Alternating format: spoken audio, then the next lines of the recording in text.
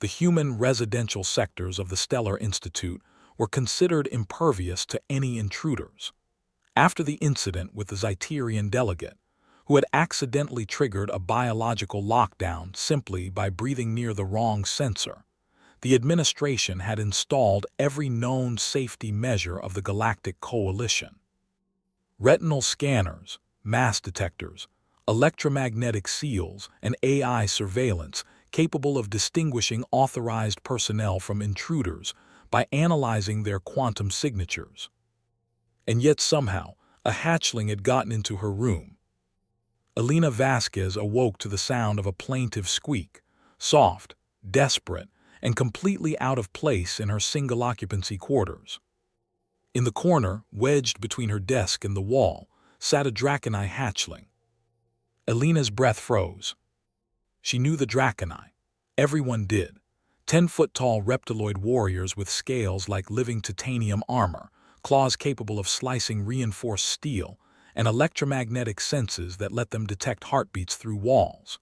They were the Coalition's elite strike force, guarding the most critical installations. The Draconii had not lost a battle in 3,000 years of recorded military history and upheld a warrior code so strict it made ancient Spartans look flexible. But this hatchling was nothing like the legends. Surax, she could see the name glowing softly on the identification band around his tiny wrist, barely reached 3 feet in height. Elena's breath caught again. Her training screamed, "Call security immediately." Common sense reminded her that a Draconii hatchling in her room was a sign of catastrophe. But her instinct, a deeply human instinct, the same one that made her grandmother pull strangers from burning buildings and drove her mother to work in crisis shelters, told her something else. This child was frightened. "Hey there," Elena whispered, keeping completely still. "It's okay, little one." Surax's head snapped toward her, eyes focusing with predatory precision. His small body tensed, muscles coiling for a leap. But then he inhaled. Draconii could taste emotions in the air, reading biochemical markers humans barely registered. Whatever he sensed in Elena was not a threat. His defensive posture eased slightly. His tail loosened. One small clawed hand braced against the wall, and Elena noticed he was trembling. "You're not supposed to be here," she said gently, making no sudden movements. "Where is your cohort?" Surax made a sound, a hybrid between a hiss and a sob. Only then did Elena notice his scales.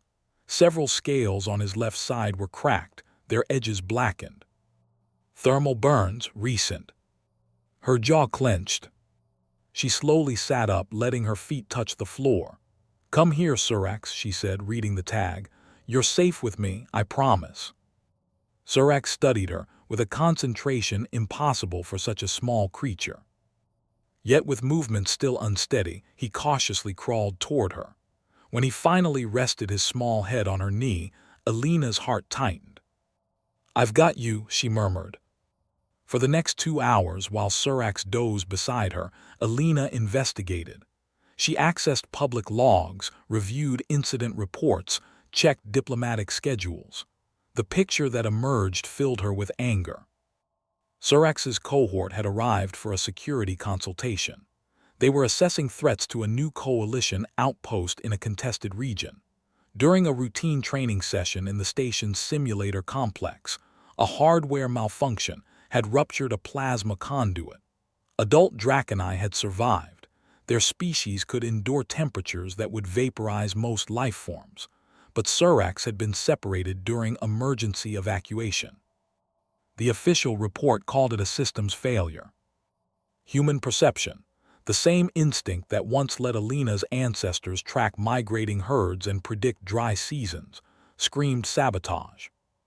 She pulled maintenance logs and cross-referenced them with recent territorial disputes. 2 species had opposed the Draconii's involvement in securing the outpost, the Velethin Consortium and the Atresh Mining Guild.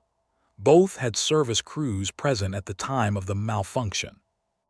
"Not a malfunction," Elena whispered. Humanity had a reputation across the galaxy. They had survived ice ages, multiple brushes with extinction and their own worst impulses, yet still reached the stars. They were described as relentless, pack bonding, the ones who never give up. They weaponized cooperation, turned empathy into a survival strategy, and possessed what seemed like a genetic inability to leave problems unsolved. Alina understood that reputation. She opened the comm channel and called every human in the dormitory. 15 minutes later, 19 people crowded into her room. They looked at the sleeping hatchling, then at Alina's face, and immediately understood. "We'll fix this," said David Okonkwo, a fourth-year Xenolaw student. "Without causing an incident," added Li Wei, whose family had been diplomats for 5 generations.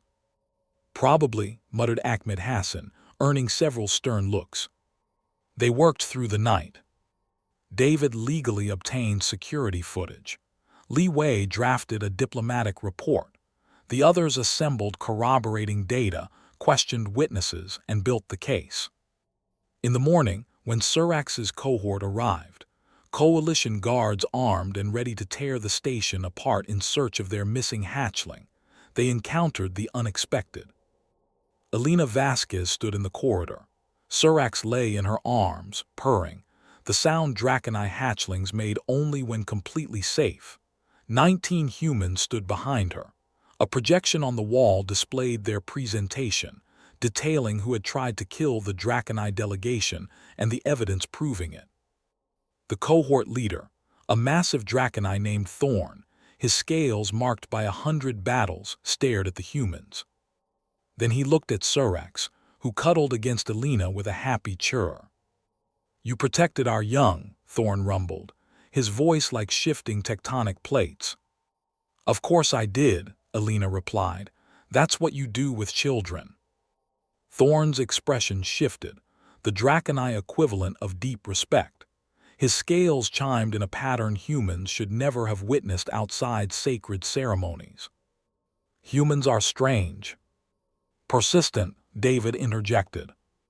4 weeks later, after the conspirators were legally prosecuted, though rumors suggested the Draconii had supplied some of their own justice, Alina received a package. Inside was a scale, not just any scale but Thorn's scale mounted on a chain. A note attached read, "Sister of the Pack, if ever you need the Draconii, show this. We do not forget those who protect our young."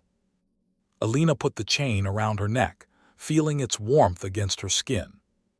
In the boundless reaches of space, among species with superior technology, greater strength, and longer histories, humanity had found its place. Not as the strongest, nor the fastest, nor the most advanced, but as the species that sees a lost child and decides that basic decency matters more than political advantage. And that, Alina reflected, was very human. And perhaps humanity's greatest weapon wasn't stubbornness or persistence or their talent for forming packs, though all of that helped. It was the irrational, unshakable belief that some things, like protecting the innocent, are worth fighting for. No matter how many security protocols you have to break to do it. Subscribe to the channel to catch all our new stories.